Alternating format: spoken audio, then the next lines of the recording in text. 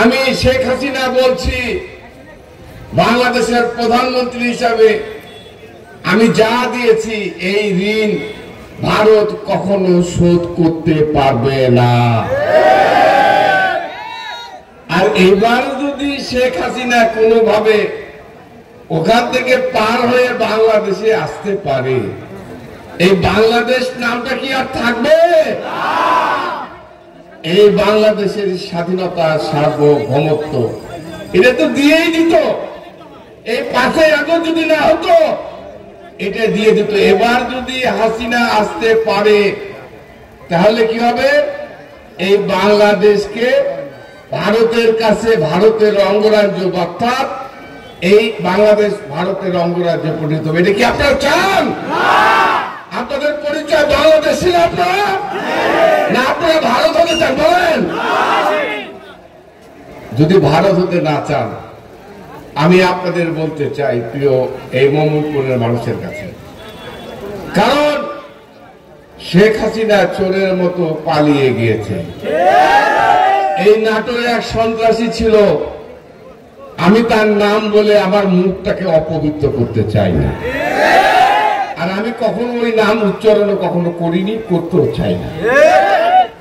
এই সন্ত্রাসী কি পরিমাণ লুটপাট করেছে বিশ্বাস করুন। ওর বাড়ি কিন্তু আমি কোনোদিন দেখিনি। আজকে সকালবেলা ঘুম থেকে উঠে আমার হুজুর আছে আর কাজী শাহ আলম, আমি বললাম ভাই একটু চলেন তো বের হই। রিক্সা নিয়ে একটু গেছিলাম ওদের দেখতে, সে বিশাল বাড়ি বানাইছে। মনে হলো যে আলমগঞ্জের সরি কি সম্রাট শাহজাহান, হ্যাঁ সম্রাট শাহজাহান যে তাজমহল বানিয়েছে সে তাজমহল ফের। একদিকে এক ভাই আর একদিকে আরেক ভাই। আরে ভাই আমি তো এমপি ছিলাম, 3 বার মন্ত্রী ছিলাম।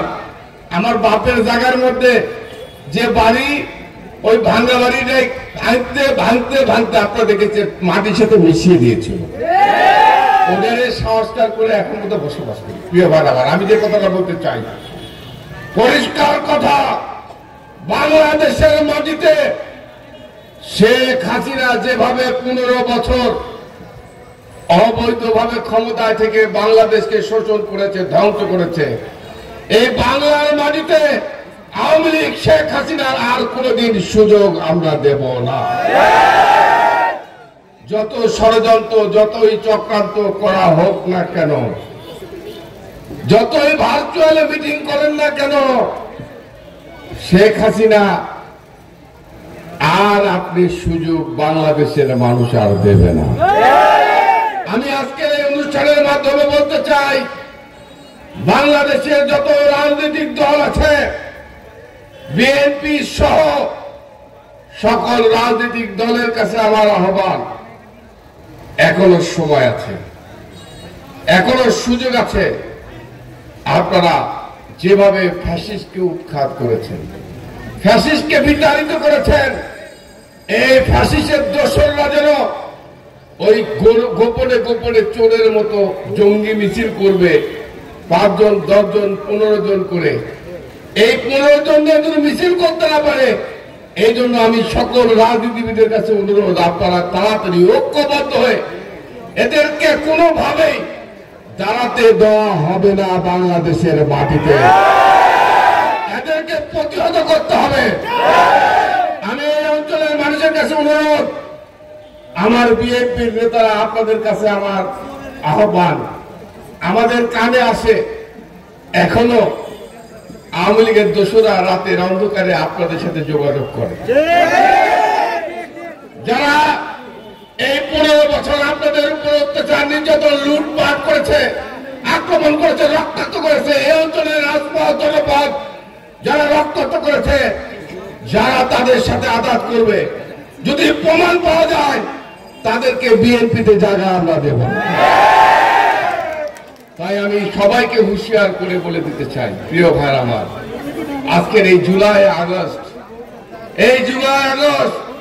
যেভাবে বাংলাদেশের স্বাধীনতা 16 ডিসেম্বর বিজয় অর্জন করেছি, যেমনি ভাবে 26শে মার্চ বাংলাদেশের স্বাধীনতার দিবস আমরা মনে করি, এই জুলাই, এই 5ই আগস্ট যতদিন বাংলাদেশ থাকবে, যতদিন বাংলা ভাষার মানুষ থাকবে, এই স্বাধীনতার সার্বভৌমত্ব যতদিন থাকবে, এই বাংলার মাটিতে এই 5ই আগস্ট, এই জুলাই বাংলাদেশের মানুষের ইতিহাসে স্বর্ণ অক্ষরে লেখা থাকবে।